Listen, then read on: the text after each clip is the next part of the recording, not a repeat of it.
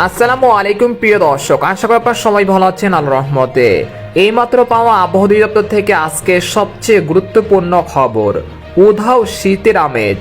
আজ রাত থেকে আগামী 15ই ফেব্রুয়ারি পর্যন্ত দেশের একাধিক জেলায় আসছে বিক্ষিপ্ত বজ্রসহ ঝড় বৃষ্টি।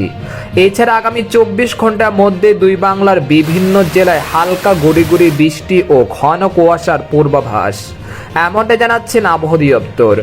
আজ ও আগামীকাল কোন কোন জেলায় বৃষ্টিপাত হতে পারে এ বিষয়ে কি বলছে আজকের আবহাওয়া রিপোর্টে জানিয়ে দিব। সম্পূর্ণ বিস্তারিত ভিডিওতে সঙ্গে থাকুন। আর আপনি কোন জেলা থেকে আমাদের আবহাওয়ার খবরটি দেখছেন অবশ্যই কমেন্ট করে জানিয়ে দিবেন। আর সবার আগে সবার প্রথম সঠিক আবহাওয়ার খবর জানতে আমাদের চ্যানেলটিকে সাবস্ক্রাইব করে রাখুন। এবার জেনে নিন এক নজরে।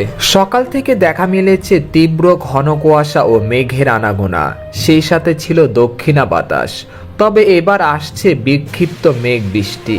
এই অবস্থায় আবহাওয়া দপ্তরের পূর্বাভাস বলছে আগামী 6 ঘন্টার মধ্যে দেশের দক্ষিণ ও পূর্ব অঞ্চল সহ দেশের বিভিন্ন অঞ্চলে বিক্ষিপ্ত আকারে হালকা থেকে মাঝারি ধরনের বৃষ্টি ও সেই সাথে কয়েকটি জেলায় অস্থায়ীভাবে দমকা বাতাস ও ঝড়ো হাওয়া বয়ে যেতে পারে বলে সতর্কতা করছেন আবহাওয়াবিদরা। এদিকে আবহাওয়ার আরেকটি সতর্কবার্তায় বলা হয়েছে এখন থেকে পরবর্তী 24 ঘন্টার মধ্যে বরিশাল, পাথরঘাটা, মিরহাজিগঞ্জ, খেপুপাড়া, লালমোহন, চরফেশন, বুরহুদ্দিন, ভোলা, নোয়াখালী, ফেনী, রায়পুর, চাঁদপুর, লাকসাম, কুমিল্লা, মানিকছড়ি, খাগড়াছড়ি, দীঘিনালা, রংধনু, রাঙ্গামাটি, হাটহাজারী, চট্টগ্রাম, নাসিরনগর, ব্রাহ্মণবাড়িয়া, মৌলভীবাজার, কামালগঞ্জ, কুলাউড়া, বালাগঞ্জ, জগন্নাথপুর, সিলেট, সুনামগঞ্জ ও এর পার্শ্ববর্তী অঞ্চল সহ ময়মনসিংহ, ঢাকা ও খুলনা বিভাগের 2-1 স্থানে হালকা থেকে মাঝারি ধরনের বৃষ্টি বা বজ্রসহ ঝড় বৃষ্টি হতে পারে।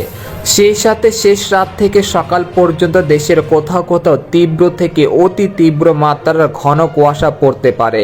এতে করে লঞ্চ ও গাড়ি চলাচলের ক্ষেত্রে সতর্ক থাকার পরামর্শ থাকবে।